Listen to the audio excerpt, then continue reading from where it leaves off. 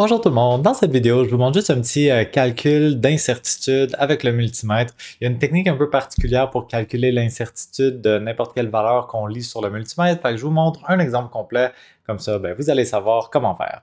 C'est parti. Alors dans le premier laboratoire, on mesure un paquet de choses, des différences de potentiel, des courants électriques, des résistances. Je vais faire mon exemple avec une mesure de différence de potentiel, la première chose qu'on fait dans le laboratoire.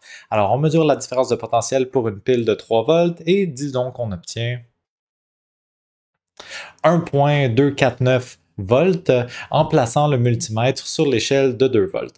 Dans le tableau, ça demandait de mettre un pourcentage pour le calcul d'incertitude, puis ensuite un nombre de digits pour le calcul d'incertitude. Ça fait référence à deux informations qui sont dans un autre tableau, dans un annexe, qui vont être utiles pour calculer notre incertitude. Le tableau auquel je fais la référence, c'est le tableau que j'ai copié-collé ici. Dans ce tableau-là, il y a trois colonnes. La première colonne représente la chose qu'on va vouloir mesurer. Dans ce cas-ci, je suis en train de mesurer une tension, puis c'était dans un mode de courant continu. Les deux colonnes suivantes font référence à un numéro de modèle de multimètre. On utilise pas mal les multimètres en rouge, alors le numéro de modèle qui nous intéresse, c'est celui-là qu'on a utilisé pendant le laboratoire. Alors ici, la case qui va m'intéresser, celle-ci, pour les tensions en continu pour ce modèle de multimètre, elle va me donner deux informations qui vont être importantes pour calculer l'incertitude. Fait qu'il y aura deux parties au calcul d'incertitude. Il y aura un certain pourcentage de ma mesure, le pourcentage ici c'est 0,5%, et il y aura un certain nombre de digits. Alors dans le tableau, ce qui était demandé, c'était vraiment juste d'aller lire ces données-là dans l'annexe pour aller retranscrire les pourcentages, 0,5% et 1 digit. Maintenant, comment on va utiliser ces informations-là pour calculer l'incertitude sur le V expérimental? Le but, c'est d'être capable de calculer delta V expérimental. Il va y avoir deux parties au calcul à additionner. La première partie, c'est le pourcentage de ma mesure. Le pourcentage de ma mesure, c'est 0,5%, autrement dit 0,5 sur 100, ou 0,005, fois la mesure que j'ai prise. La mesure que j'ai prise, c'était 1,249, alors je fais 0,5 sur 100 fois 1,249.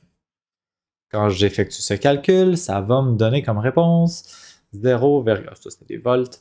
Alors 0,00625 volts. Ça, c'est des volts.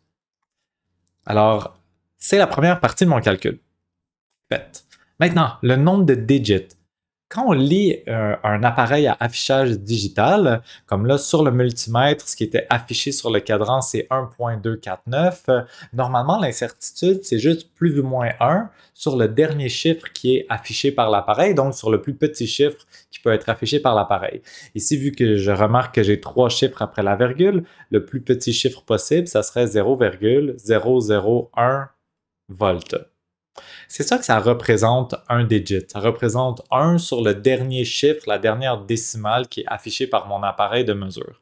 Alors, si dans l'incertitude, ça me dit de mettre un digit, ce que ça veut dire, c'est de mettre une fois le plus petit chiffre qui peut être affiché par mon appareil lorsque mon appareil est dans le mode que je suis en train d'utiliser. Fait que ça veut dire que quand je mets mon appareil sur mon échelle de 2 volts, il y a trois chiffres après la virgule. Alors, un digit, c'est 0,001 volts. Dans mon incertitude, je vais additionner un digit, 0,001 volts. Et c'est ça qui va me permettre de terminer mon calcul d'incertitude. Alors, quand je finis mon calcul pour m'avoir mon incertitude sur le V expérimental, ça me donne... Voilà, j'ai additionné mes deux valeurs, puis finalement j'ai arrondi à un seul chiffre significatif pour écrire dans mon tableau. Alors, mon incertitude sur le V expérimental, ça serait 0,007. Ce qui veut dire que ceci serait ma façon complète, avec les parenthèses, d'écrire le V expérimental, chiffre plus ou moins son incertitude. Des fois dans le tableau, remarquez qu'au lieu de dire un digit, ça dit 3 digits.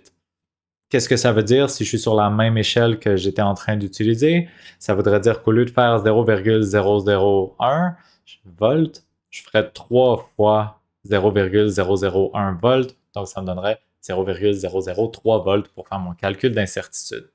Dans ma deuxième mesure, si par exemple, quand les piles étaient connectées en série, je mesurais 2,54 volts, ben ici, un digit, ça représente 0,01 volts parce que quand je suis dans l'échelle, cela il faut le lire dans l'échelle 20 volts, mais quand je suis dans l'échelle 20 volts, j'ai juste deux chiffres après la virgule qui sont affichés. Alors un digit, ça correspond à 0,01 volts dans ce cas-là.